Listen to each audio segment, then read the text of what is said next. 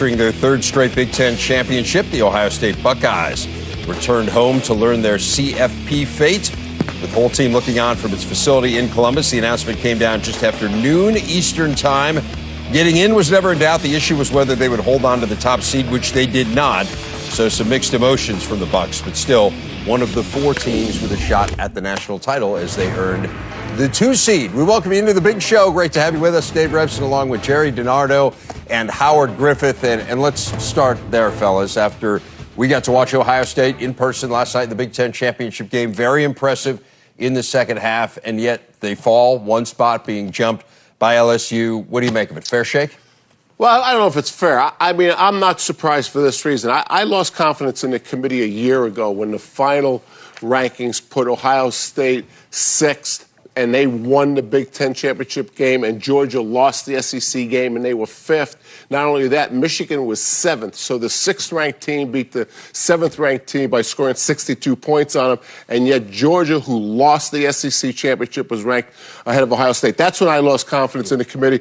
But I'll say this, I'm not surprised, but I do think there's an SEC bias in the committee, and so I think that bias may have showed in ranking LSU above Ohio State. Well, I think the other thing it shows is just how much they value also, whether it's a bias or not, how much they value this Georgia football team. Because even in the final rankings, what they moved down to one slot, they moved to 5th. So they gave LSU still a lot of credit for beating that team that they had slated as the number 4 team last week in the country. And I think what's so difficult about this is I think you can make a case for both, right? I mean, you really can. But look at Ohio State. They go Penn State, Michigan, Wisconsin. Yeah. So if you want to argue that side, you can argue that side. If you want to argue the LSU side, you can argue the LSU side. But at the end of the day, for me, it comes down, do I trust the committee, and do I think there's a bias there? Because you can defend both positions. Right. No, and I hear you. And I guess this is what I feared last night when we talked. I mean, I think there's a lot of recency bias in situations like this. And I don't think it's unique to this committee. I think what you see last is the impression that you go most strongly off of. And LSU left a very strong impression in the SEC championship game against what is perceived to be a good Georgia team. Again, they lost to South Carolina at home, and South Carolina was a 4-8 team and playing with the number 3 quarterback. And so you can split hairs through all of this stuff, and we saw the resume comparisons. And again, Ohio State stacks up very favorably. They play an extra conference game. They don't play an FCS opponent. There are a lot of reasons you could argue for Ohio State, but again, they fall short. You can argue both sides, for sure. The little bit, we watched the Georgia-LSU game last night. Georgia didn't look very good. I mean, if you didn't know they were a highly ranked team, you would not be watching that game saying they're a highly ranked team. Plus, I don't think Ohio State gets any credit for coming back in the second half, fighting back, and so on. What's a more impressive win? Having to fight through a bad first half, or just blowing out Georgia? But again, you can argue it both ways. It just comes down to if you have confidence in a committee, and I don't. Well, one of the things, we've seen this happen before. Ohio State was able to take advantage of this a few years ago when they were able to come out and dominate the Badgers, and that got them into the playoffs. That's great. No, it's cut both ways. We've seen it happen. But I'll say this, Rever. I think Coach Day will be very, very motivated as well the rest of this team because of it. So it just gives them some more ammo.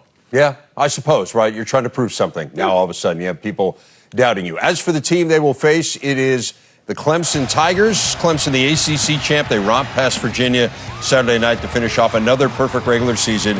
They're 13-0. They get in as the number 3 seed, as I said, of course, the defending national champ. So they're the matchup for Ohio State. They'll tangle in the desert December the 28th with the winner moving on to the national championship game. As for who they will face, they will get the winner of LSU against Oklahoma. As we mentioned, the Tigers jumping the Buckeyes to finish number 1 in the rankings after taking care of Georgia last night in the SEC title game.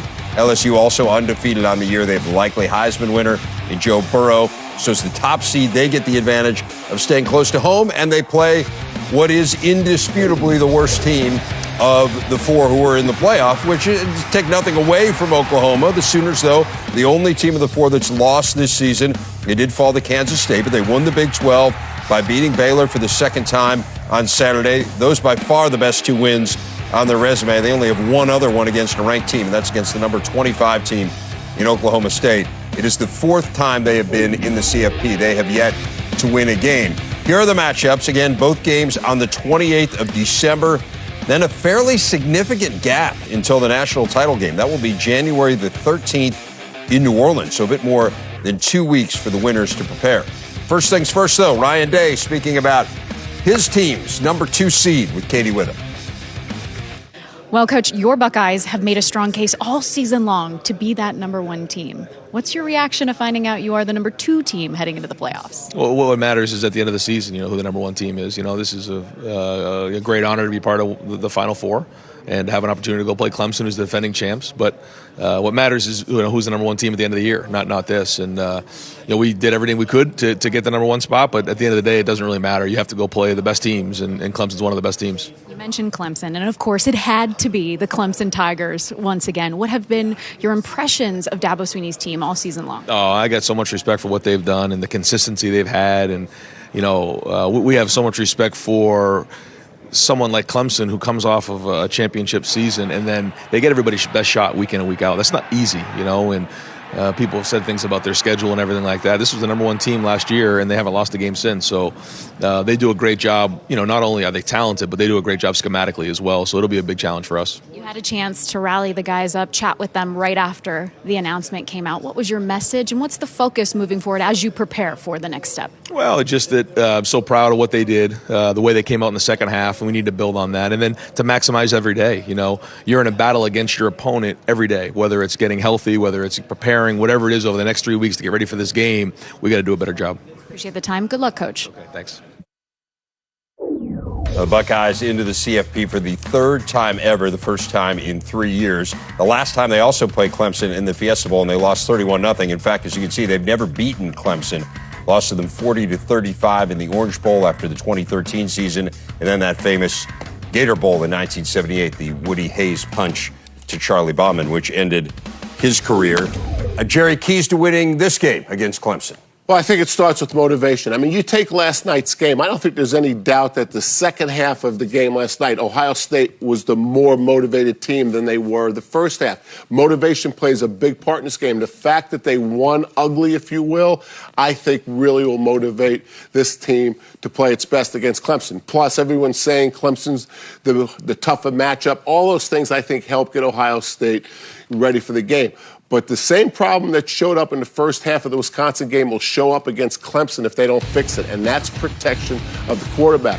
Here you see in some shots, I mean, Wisconsin was all over Justin Fields. We knew Wisconsin was going to be a difficult team to protect. We talked about it in tailgate.